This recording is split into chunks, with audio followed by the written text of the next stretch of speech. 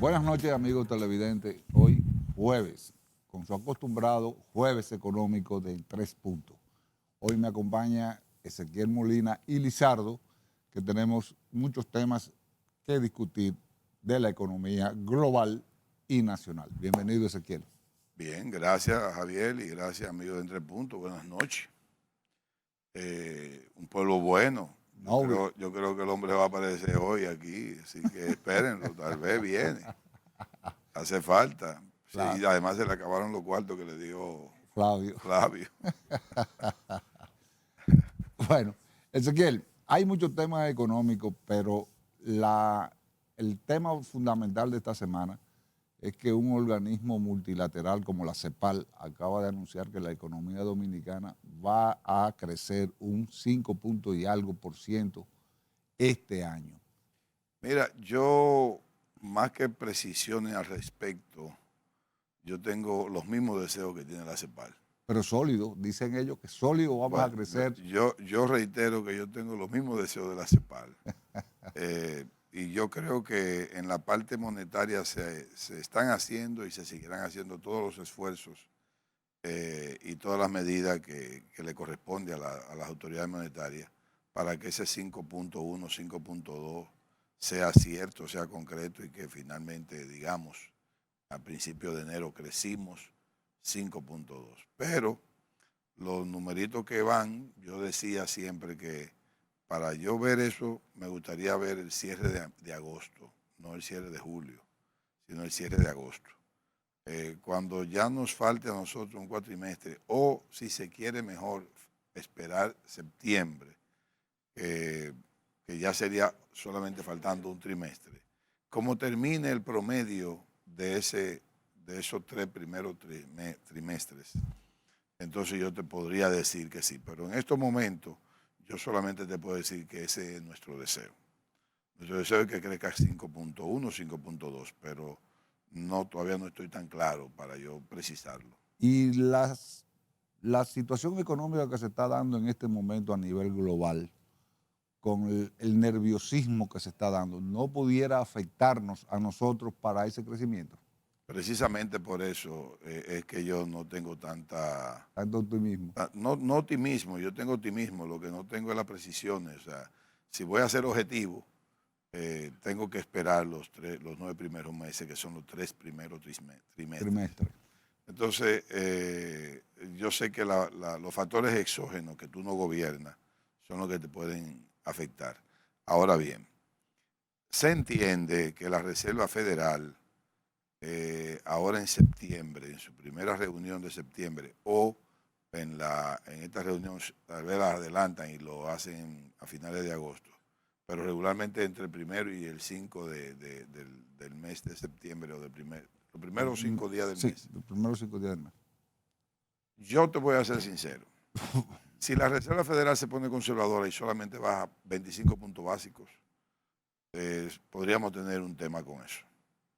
Si baja 50 y nosotros en su defecto podríamos bajar también 50 y la Reserva Federal vuelve y baja antes de noviembre 50 más y en vez de 5.25, 5.50 la veríamos que a final del año en los Estados Unidos la tasa de política monetaria sería 4.5, 4.25, pues yo creo que sí, que podríamos entonces despegar la economía. Porque te voy a decir algo. En la parte inmobiliaria y en la parte financiera y de transacciones comerciales, los intereses se están comiendo vivo al inversionista y al que tiene planes de gastar o planes de invertir.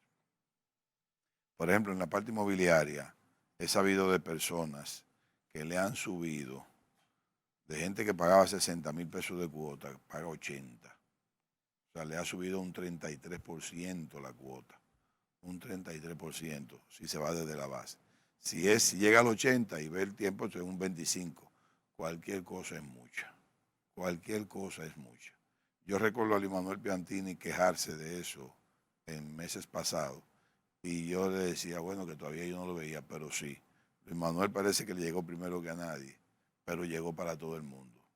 Y tengo amigos constructores, tengo hermanos constructores, tengo sobrinos constructores, y ellos están firmando financiamiento para construir a un 17%, para construir. Eso significa que la tasa de Eso es interés muchísimo. está, Y para comprar anda por los 18 y 19%. Es muy difícil que una gente firme un préstamo a 15 años no fijo con un 19% y 18% de tasa de interés. Es mucho. Eso significa que la economía sigue bajita. Si la construcción no despega, claro.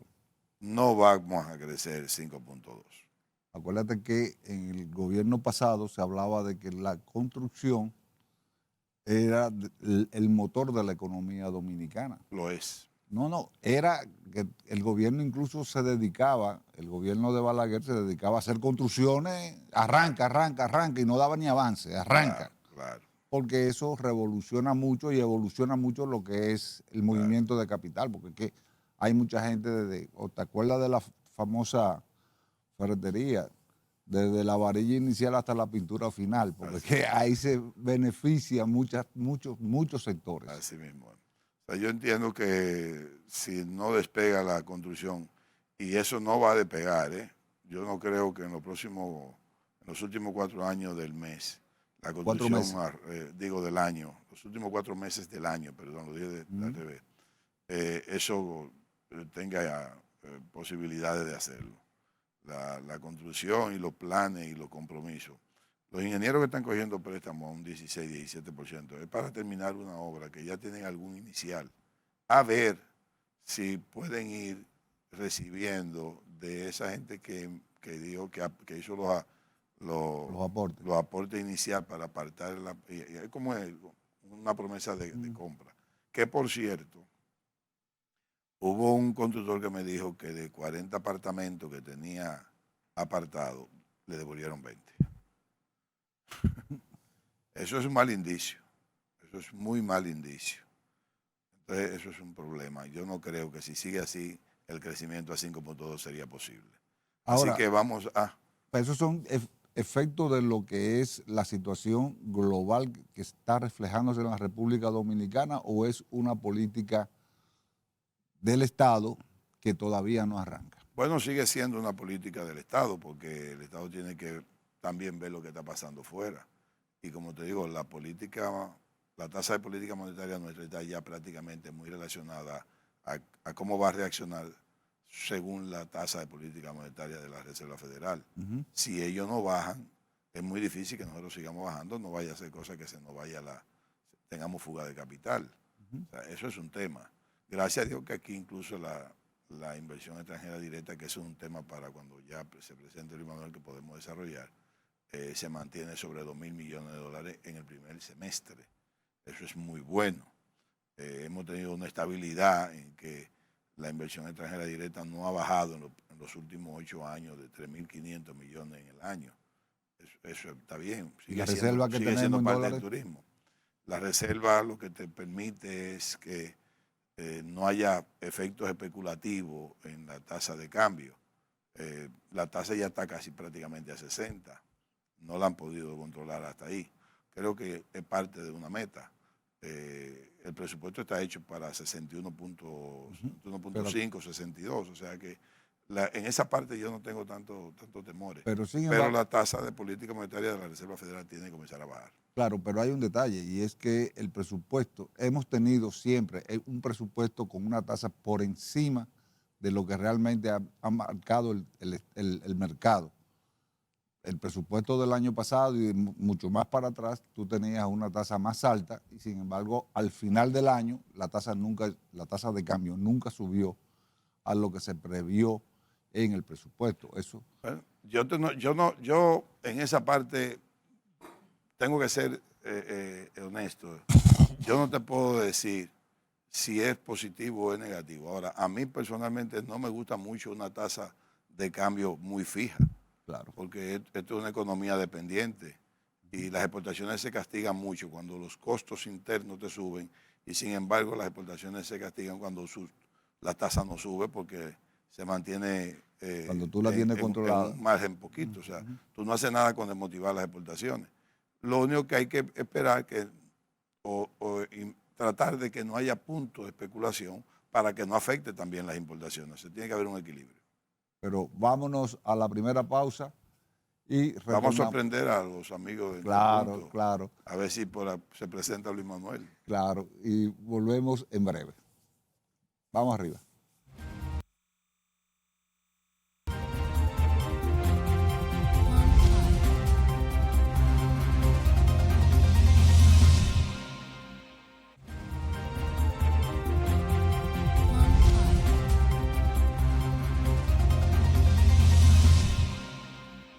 Bien, señores, continuando con su programa en 3 puntos económicos, hoy tenemos la grata sorpresa de contar con un perdido que no había abandonado, pero estaba de vacaciones, pero ya lo tenemos aquí. Aquí hemos dicho que se te acabó el dinero de dieta que te dio Flavio. No, y de aquí de nuevo, pero es que hay que salir un poco, porque es que este tráfico vuelve loco a la gente y lo irrita y no, hay que votar.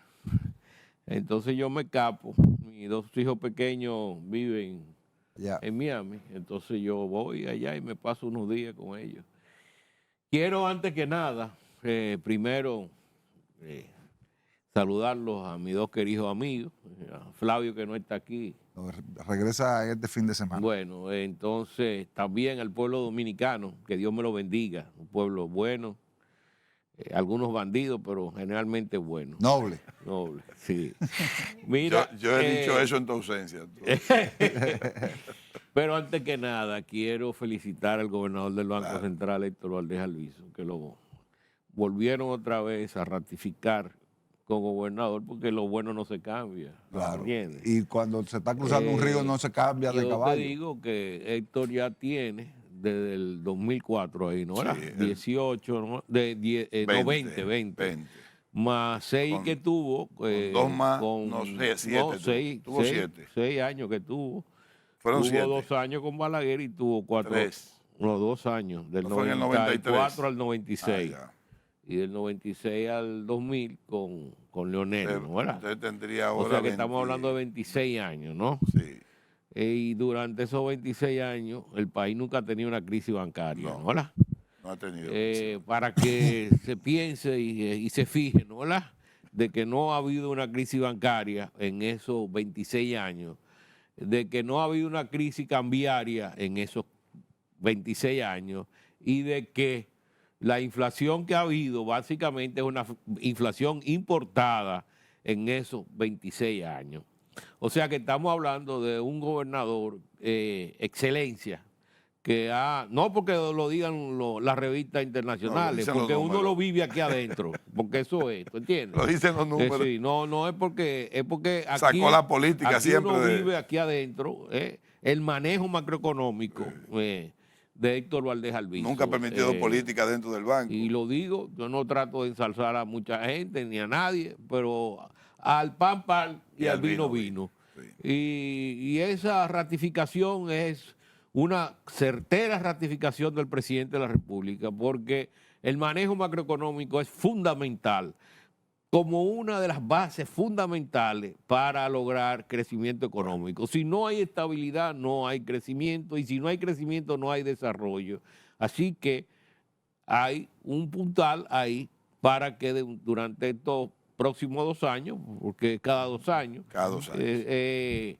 pues continúe el gobernador y la política cambiaria, que monetaria, que hay que decir que cuando el gobernador arribó en el año 2004, en enero de ese año, la tasa de cambio subió a 60 por 1. Y todavía no ha vuelto a subir a 60 por 1, porque él la bajó a 27. Y Él no, la él bajó. no. ¿Eh? Él no. No, bueno, la política monetaria que aplicó. Exacto. No, en serio. Y No la es que ella confianza. haya bajado. Y la confianza. Pero la política monetaria, ¿no? Y Pero porque que fue un tomaron fenómeno. después contramedidas para que no, No, se pero fuera fue un más para fenómeno. abajo. Oiga. Recuérdense que a don Héctor en el 2004, Leonel lo anunció en junio, 2 meses antes de tomar posesión. Y ya a partir de ahí comenzó la tasa a bajar. Cuando don Héctor asumió, junto con el presidente, ya la tasa había bajado a 52 de 60. Y todavía él no había asumido. O sea, cuando en el 16 de agosto del 2004 ya la tasa estaba en 52. Y como dice Luis No. Manuel, las medidas ya lo llevaron a 27. Y vuelvo y repito, y no bajó más por la contramedida para que se quedara ahí, porque si era para abajo que iba, Sí, no, se iba a pero que no meter era a un correcto. 15. Yo dejé para este segmento que se presentara Luis Manuel. Tal vez Para, se le apretó un poco mucho la mano, pero bueno. Nada, estamos hablando de ahora, Felicitando. estamos hablando de que ha crecido la economía promedio un 5% todos estos años. Estamos hablando que este año puede crecer más de un 5%. Estamos hablando que tenemos una inflación por debajo del 4%, que es muy importante. Y estamos hablando de que realmente el gobierno parece que comienza otra vez a invertir, ¿no? A aumentar su gasto de capital, que es muy importante también como motor de desarrollo. Que ese es uno de los puntos que yo quisiera que pudiéramos abordar, sí. que esperamos de la nueva administración en estos próximos 4 años. 4 años, 4 meses del año. 4 años. 4 años, porque Y mañana los es la 4 toma de meses que quedan posesión. al año, ¿qué esperamos?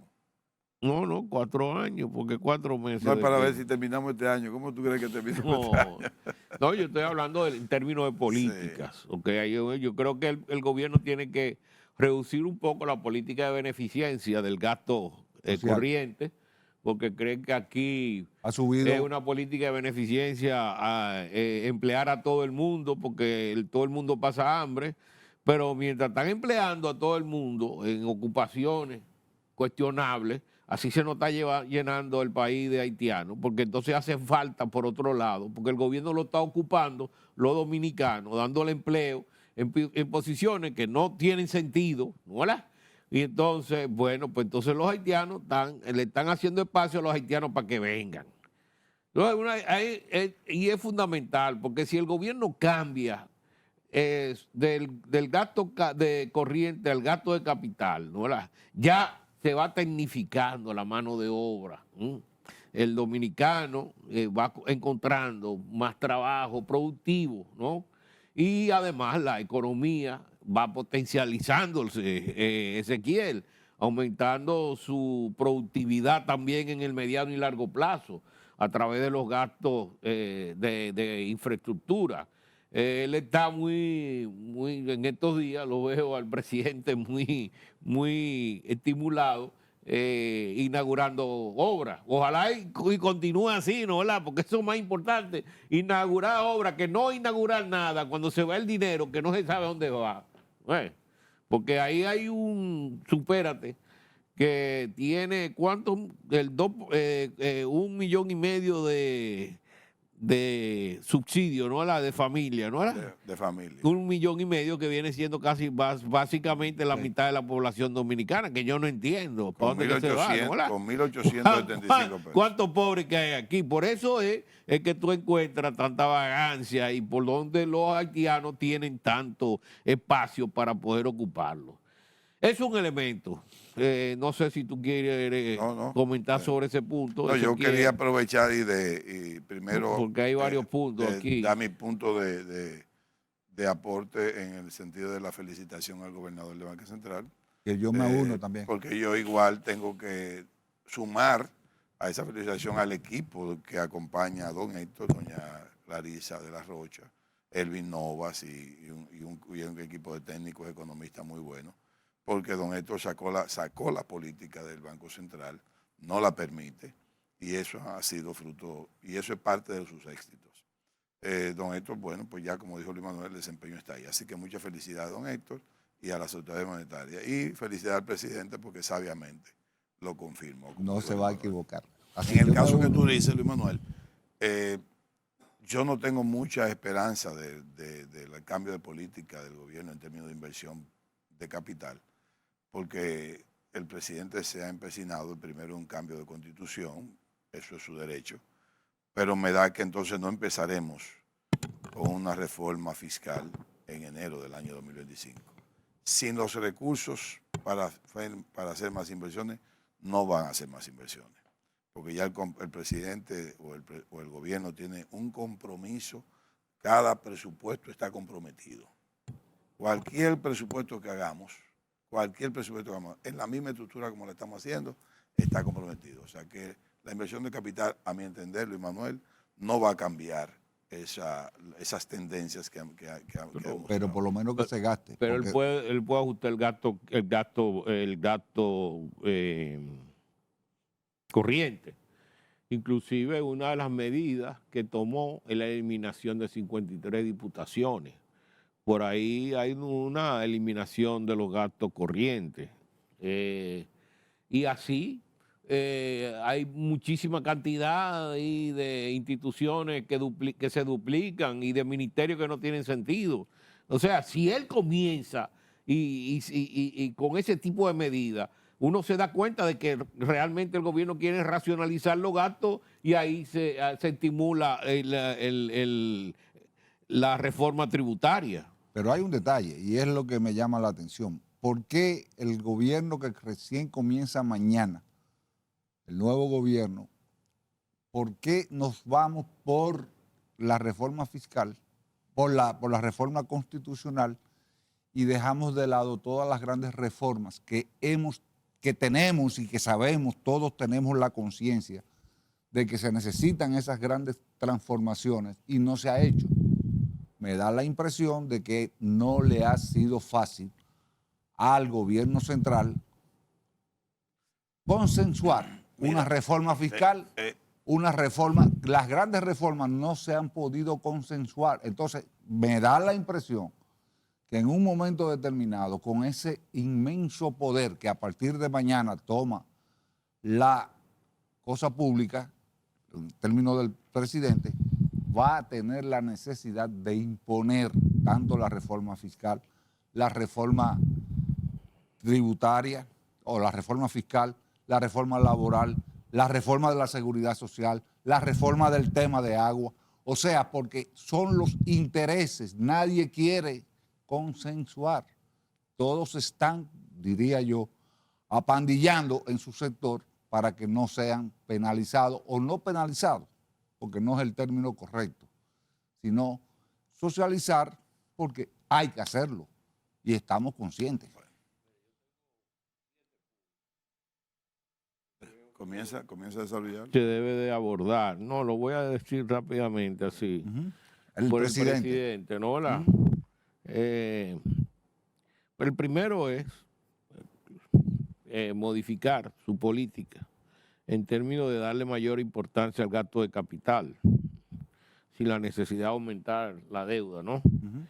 Lo segundo es la implementación de una política salarial donde no se merme el salario real de los trabajadores, en armonía con un sector empresarial emprendedor que solo busca a través de la actualización del Código Laboral y la Ley de Seguridad Social proporcionarle mayor apoyo al bienestar de los trabajadores y las trabajadoras y al aumento del empleo formal, eliminando una retranca de altos costos laborales, estimulando la incorporación del sector informal al formal. Yo sé que en ese aspecto hemos hablado bastante aquí, Así es. que es un punto fundamental que hemos dicho de por qué ha habido tanto impedimento en términos a terminar, concluir lo que sería un código laboral y que salga para beneficio de todos, ¿no? Vamos a continuar, Luis Manuel, con esos temas que tú tienes ahí que debe de abordar el presidente en este nuevo periodo, después de que volvamos a la pausa. Vamos de arriba.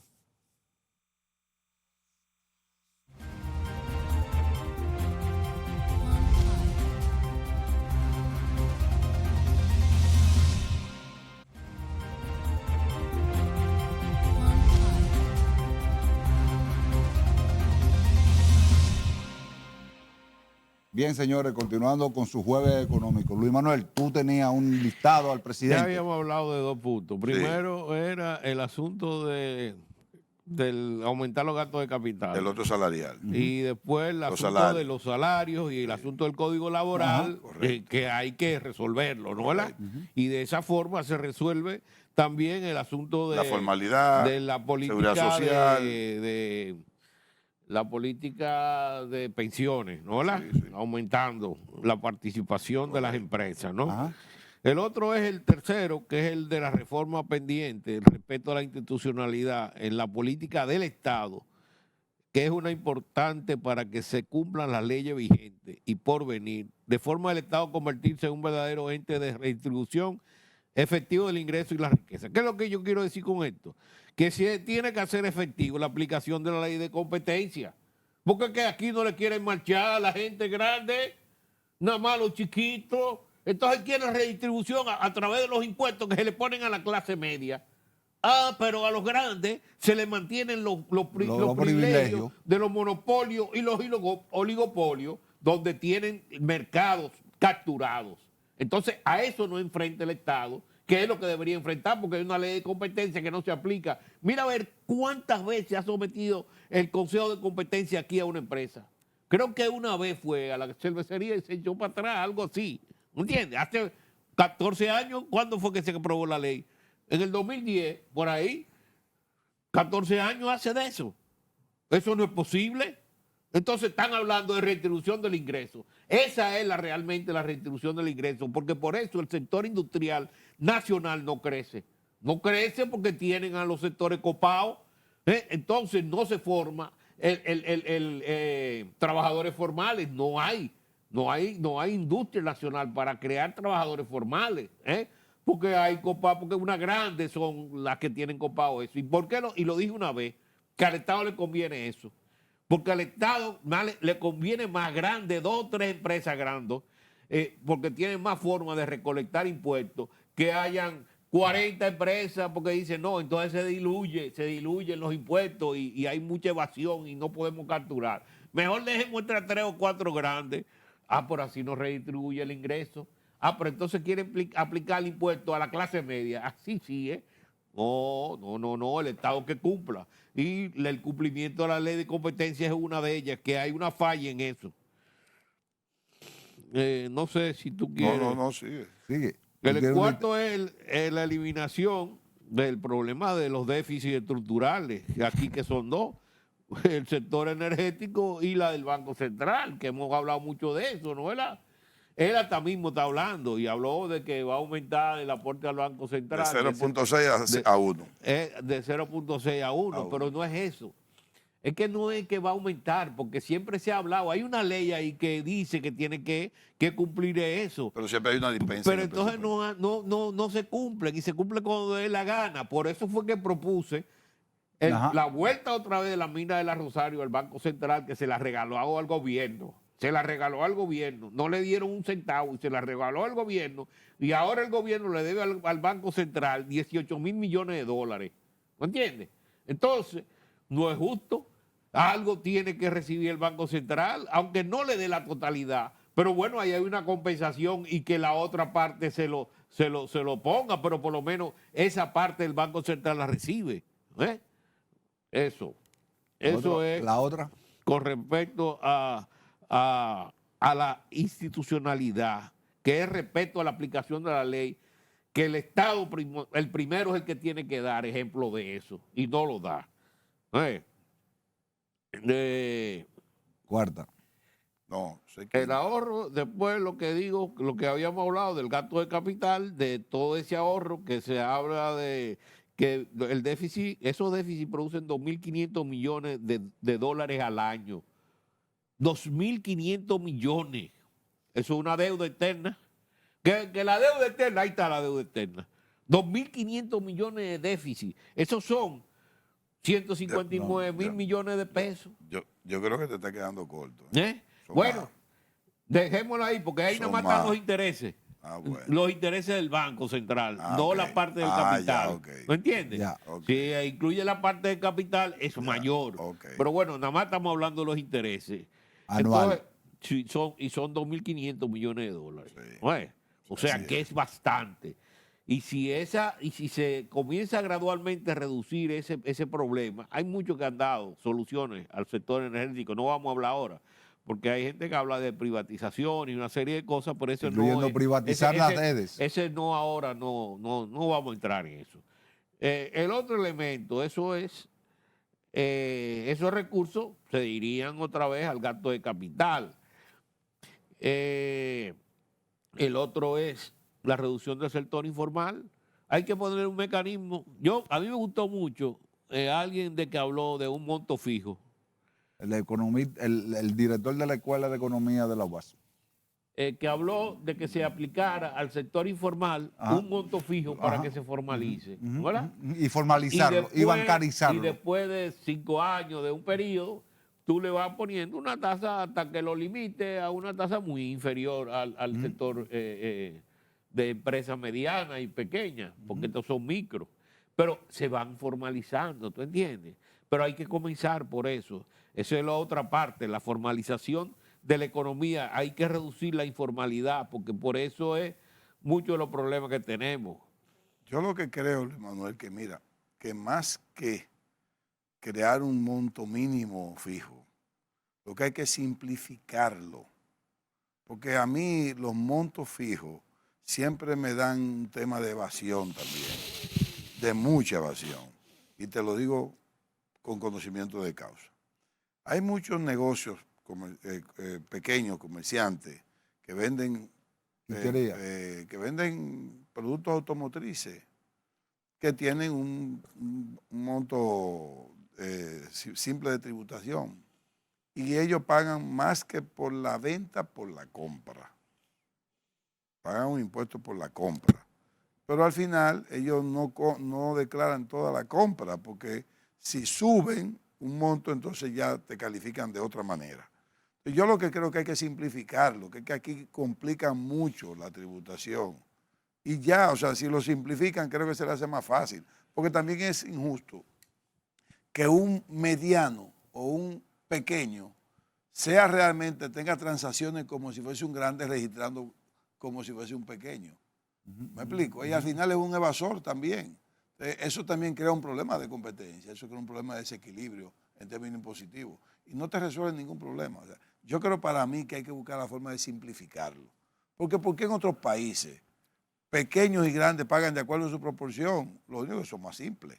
Aquí eso complica mucho, aquí hay que pagar de todo y a todo. El anticipo que era provisional. Y hay que pagar que el día 5, que el día 10, que el día 12, el día 20, que no es posible toda esa vaina. No es posible, por eso yo creo un negocio no puede trabajar así. Por Dios. Entonces, el gobierno nada más piensa en función impositiva, ahora, pero no en función de productividad, de efectividad, de producción nacional. Exactamente, que yo creo que sí, que el anticipo a esas compañías se les tiene que quitar. Espacio. Quitarle el anticipo porque es duro. Es duro. Hay gente hay compañías que tienen que coger prestado para pagar el anticipo. Y con estos intereses ahora, dime cómo que le va a salir. Lo grande no es eso. Estamos hablando de un gobierno empresarial, porque el presidente es un empresario y muchos de los que están ahí son empresarios que entienden perfectamente cómo que funciona la empresa. Y yo no sé por qué no acabamos de arreglar esto aquí. Pero que ¿Qué tanta dificultad que da? Me llama la atención que si tú no pagas el anticipo a tiempo, te coge recargo. Un 25. No, te coge recargo. Entonces, ¿Un 25? Te estoy diciendo. Entonces, es algo que tú que era provisional, es lo primero, y se ha quedado eternamente. Segundo, que tú, por lo que yo voy a ganar supuestamente el año que viene, yo tengo que adelantarte en este momento, y si por lo que es supuesto, ¿me estás entendiendo? Yo tengo que adelantarte, y si no pago, tú me penalizas. O sea, es algo, el anticipo para mí es un impuesto real demasiado oneroso para la pequeña y mediana empresa. Olvídate de eso, porque por eso es que las estadísticas... Entonces dime tú, como una compañía, antes que nos vayamos a la pausa, como una compañía pequeña, grande también, pero vamos a decir la pequeña, paga 1.15 por transacciones bancarias. También, no lo va a formalizar provisional. No lo va a formalizar nunca, Luis Manuel, con ese impuesto que es distorsionante completo. Yo acabo de decir... El Tobin. Yo acabo de decir el mes pasado. De los pocos países en el mundo donde se aplique ese impuesto. Yo acabo de decir el mes pasado. Y aquí de que no se aplique impuesto. Yo pagué, aquí Luis se Manuel. hablan una serie de gente de que no, que los impuestos, que no se aplican impuestos. Ve a ver la cantidad de impuestos que se aplican. Yo pagué. Y a la tasa que se aplica. Porque hay ya una presión baja tributaria, que ellos dicen que va a un 14%. Eso no quiere decir que las tasas sean bajitas. Aquí son de las más altas que hay.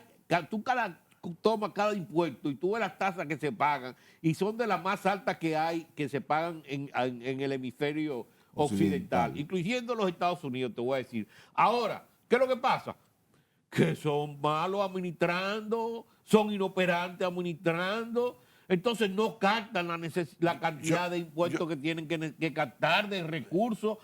No, entonces aplicar más tasas a lo que pagan. A la clase media, a la clase Pero media. así lo que tú estás creando es una mayor estímulo a la evasión. Sí, vamos a la pausa para yo explicarle bien cómo yo explico eso de distorsión, esa distorsión. Vamos arriba y regresamos.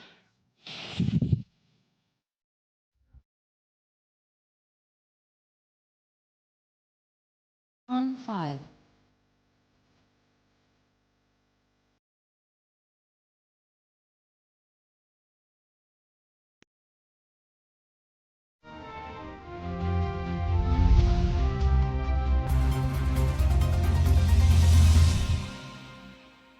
Bien, señores, continuando con su jueves económico, con la grata presencia de nuestro querido hermano Luis Manuel después de unas vacaciones largas. Continúa. Mira, Javier, cierto. mira. Yo tengo que provisionarle fondos a una cuenta, lo voy a decir claro, de la Asociación Popular, para que ellos se cobren la cuota mensual de un préstamo inmobiliario.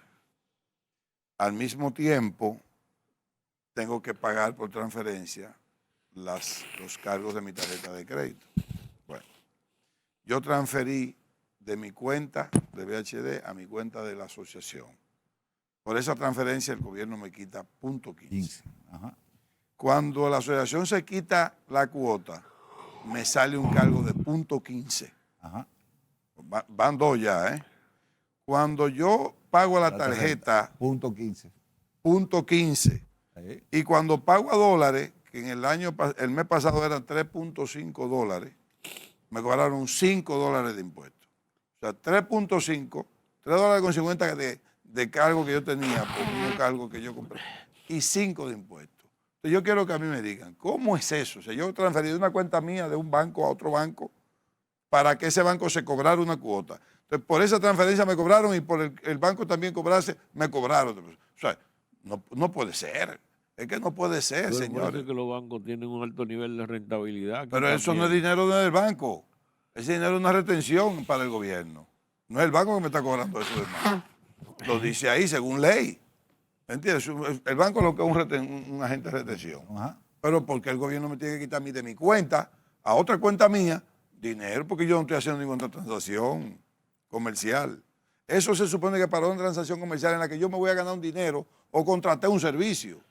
Bueno, yo no he contratado ningún dime tú, servicio. cuando es un impuesto, un préstamo que tú tomas, que estaban ustedes hablando ahorita del nivel elevado de los préstamos aquí en este país, que con una tasa de inflación de un 3 y pico %, no hay razón para que hayan préstamos Al 18. que ustedes estaban hablando de que al 18, al 19. Bueno, no hablemos de la tarjeta, porque la tarjeta ya es otra cosa grande. Pero el De otro un tema, Luis 72 Manuel, a que un tienen 86. los bancos, no sé si todos lo están haciendo, es que, estoy hablando de cosas que me dicen, que hay personas que le han subido los préstamos, las cuotas, cada 2 meses en los últimos 6.